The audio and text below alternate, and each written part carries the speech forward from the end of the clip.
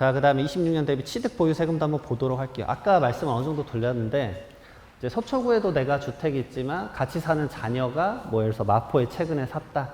그 다음에 뭐 성동구 살 거다. 뭐 이런 분들 있잖아요. 그러면 그 지역이 조정대상 지역이다라고 하면은 두 번째 주택부터 이제 취득세, 중과세가 나오기 시작하는 거예요. 그렇기 때문에 부담이 좀 커지는 거죠. 대입을 10억짜리를 딱 대입해 보시면 돼요. 10억이면 취득세가 원래 3%대인데 갑자기 내가 8%나 9%, 8천만 원이나 9천만 원을 내야 되면 부담이 좀 커질 수 있다. 근데 일시적으로 뭐 1세대 2주택이면 새로운 주택 취득하고 나서 종전주택 3년 이내 처분하면 되죠. 그 다음에 3주택 이상자는 이제 12.4%와 13.4% 취득세. 비조정 대상 지역은 세 번째부터 이제 취득세가 중과세가 됩니다.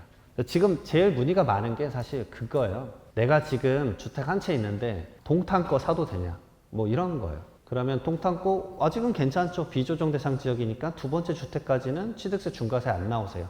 동탄도 뭐 지금 막 주당 억 단위가 올라간다는 얘기가 있어가지고 자 그런 것들 참고를 해보십시오. 그래서 말 그대로 이제 촘촘히 올라간다라는 거 말씀을 드려요.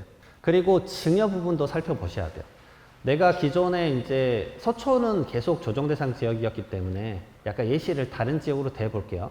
내가 서초에 하나가 있었고 가까운 이제 성동구라고 해볼게요. 성동구에도 아파트가 한 채 있었다. 성동구의 아파트를 자녀에게 주려고 한다. 기존에는 괜찮았어요. 비조정 대상 지역이었기 때문에 증여취득세가 3.8%나 4% 이것도 자녀가 내는 거였어요. 10억이면 한 4천만 원 정도. 근데 조정대상 지역으로 지금 성동구가 바뀌었죠. 그리고 나서 그 주택이 그러니까 예를 들어 증여자 주는 사람이 주택이 2개 이상이면서 조정대상 지역 내 주택을 그 주택 가격이 이제 공동주택 가격이나 개별주택 가격이 3억 원 이상 초과가 되면 수중자인 자녀가 이제 취득세를 12.4%나 13.4%를 내야 돼요. 그러니까 이런 것들 증여하기 전에 미리 유념을 해서서 꼭 보셔야 됩니다. 이것도 마찬가지예요. 증여 계약서가 조정대상 지역 설정되기 전에 이제 계약을 했었다라고 한다면 상관이 없겠죠. 그런 날짜들 좀 유념해서 보시면 좋을 것 같습니다. 그래서 아까 말씀드렸던 거 이게 이제 이슈가 많이 될 것 같아요. 그래서 내가 어쩔 수 없이 뭐 갈아타기란 표현도 아니고 내가 그냥 다른 집으로 이사를 했고 종전주택을 팔았다. 그러면 나 갑자기 억울하게 취득세 많이 낼 수 없잖냐. 그게 맞습니다. 그런 것들에 대해서 거주 이전을 도와주는 제도가 당연히 있죠. 그래서 종전주택을 이제 3년 이내 팔면 돼요. 3년 이내 팔면 되는데 그 처분의 범위가 양도 증여 멸실이에요. 가끔 이제 용도 변경을 하거나 세대 분리하면 되느냐라고 물어보시는데 이건 되지 않는다라는 거 구분하셔야 돼요. 그리고 하나 더 양도소득세 비과세는 종전주택 취득하고 1년 이후에 신규주택 취득인데 여긴 그 1년은 없어요. 그런 점이 있다라는 거 유념을 하셨으면 좋겠어요.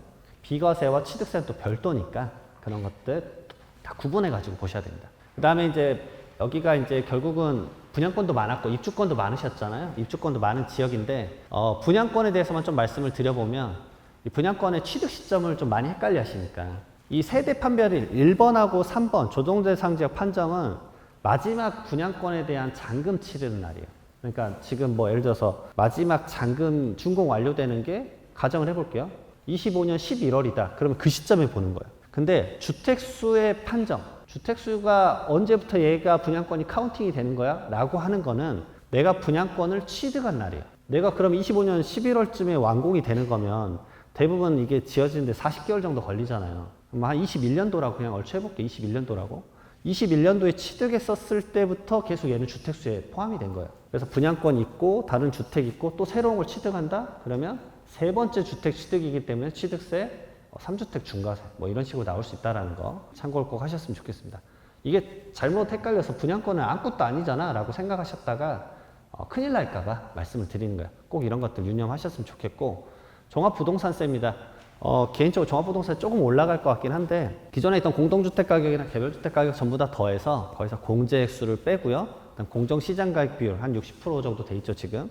빼고 세율을 접하게 되어 있어요.